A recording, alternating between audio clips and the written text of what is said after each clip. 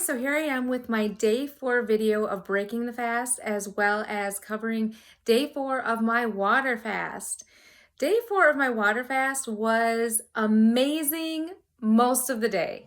The first 3 days were hard. We've already talked about that. Day 4 happened to be the Sabbath day, so I got to get up and go to church like I usually do.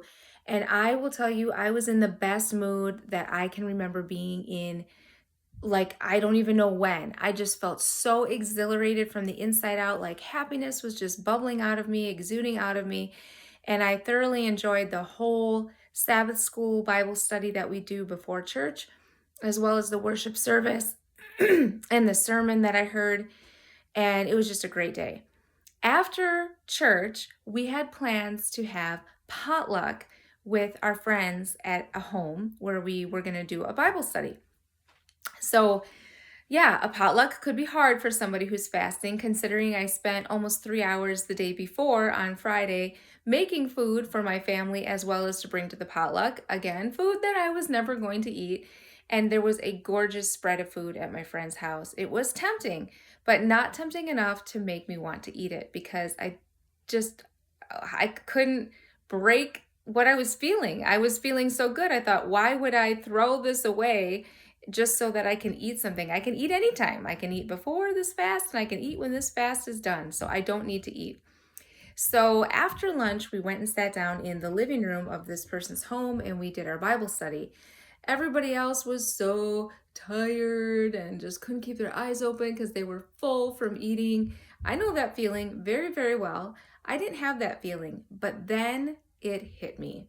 An overwhelming desire. Oh, I shouldn't say overwhelming. I was able to get through it, but I felt a strong desire, a craving to get up off that couch and go back to that kitchen and pick off all those leftovers that were still sitting on the counter.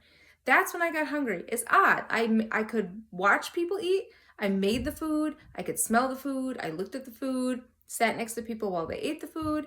And I was okay until it was all done. And then that craving really hit me. After the potluck, we went back home.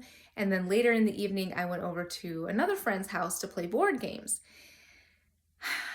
I suspected what was going to happen at board games. I know my friends well, and I highly suspected there was going to be some smoothies there and probably popcorn.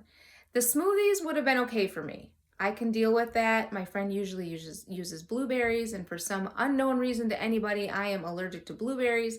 So I can deal with smoothies. They're in a glass, they don't have as much of a smell, people eat them quietly. But popcorn, oh man, popcorn is one of my favorite snacks. So I watched my friend make the popcorn. I smelled it. I listened to it pop. I saw it in a giant big bowl. I watched her season it. And then I watched everybody sit and just crunch on it. It was so hard. That was really difficult to get through. But I got through it. So I kept my water fast on day 4, and that was 1 week ago from today. Now today I had prune juice with the parasite defense little herbal pills that I'm taking, and cantaloupe with a little cayenne and salt sprinkled on them. That was all I had for breakfast. I got pretty hungry in church today, and I wasn't feeling, unfortunately, not as fantastic as I felt the week before, but I felt all right. And then for lunch just now, I had more of the white rice with cilantro, parsley, lime juice, cucumbers, salt, and cayenne pepper. Now let's get back to, I just want to mention yesterday, because I've been doing these videos in the morning. So let me reflect a little bit on what happened yesterday. Got about halfway through the day and I was not feeling very good. I was really cold. And I will tell you, I am tired of being cold. I have been cold a lot during this fast, especially the second half of it. And like my extremities, my fingers have a bluish feeling look to them, and I've just kind of had enough, and I wasn't feeling great. We were stuck in the house, the 2 boys and I, and we were all getting kind of crabby. So first thing I did is I said, wait a minute, I've been cold before. I looked this up to see what vitamin I might be deficient in. Why don't I just do that again? So like really quick, just generic Google, What might you be deficient in if you are cold all the time? Iron, vitamin D, and B12. Oh, that makes perfect sense. And that's so fixable. So iron, I found out, is in the prune juice. So I've got that one covered. Vitamin D, it's winter in Michigan and I've been in my house almost nonstop. I'm experiencing almost no sunshine every day. And I stopped taking all my supplements when I did the fast. So at lunchtime yesterday with the rice, I popped my normal vitamin D supplement.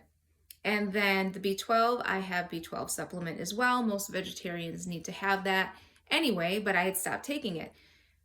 I would tell you that within an hour, I like my lips went from blue to pink again, and my fingers stopped feeling cold. It was that fast of a response.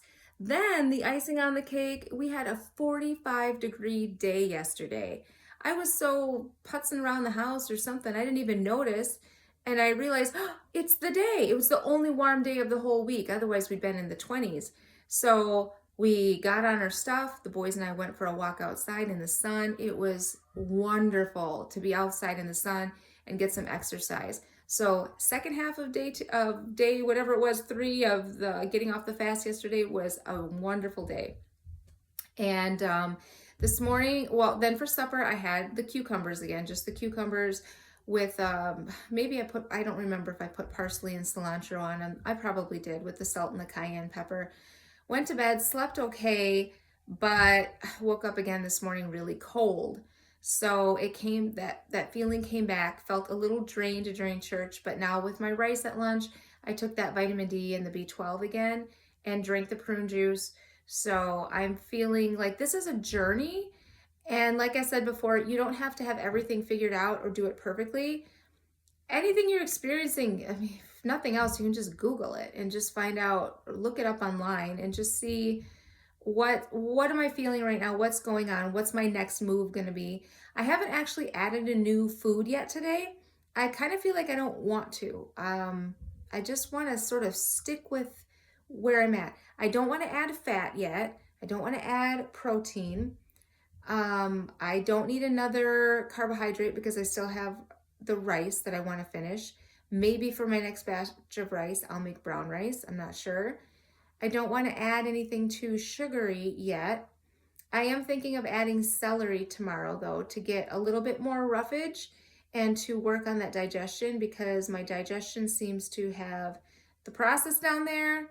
It seems to have come to a grinding halt. Hoping that might change today. Not sure. So tomorrow might be celery day. Only problem with that is with what I'm eating so far, raw celery just doesn't sound very appealing to me right now because I'm eating so much cantaloupe and cucumbers. It's that watery, crunchy.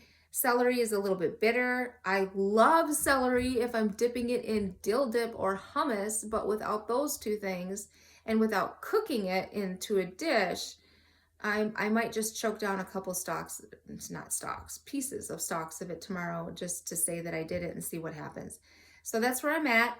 I will say happy Sabbath because that's what today is. And now with my nice clear mind and clean body, I can go and enjoy some time with the Lord and with my family, which is a major bonus to not feeling like you have to fall asleep and be all groggy after a big heavy meal. I don't have that feeling. I feel nice and light. Praise the Lord. Praise the Lord for the Sabbath day. Bye.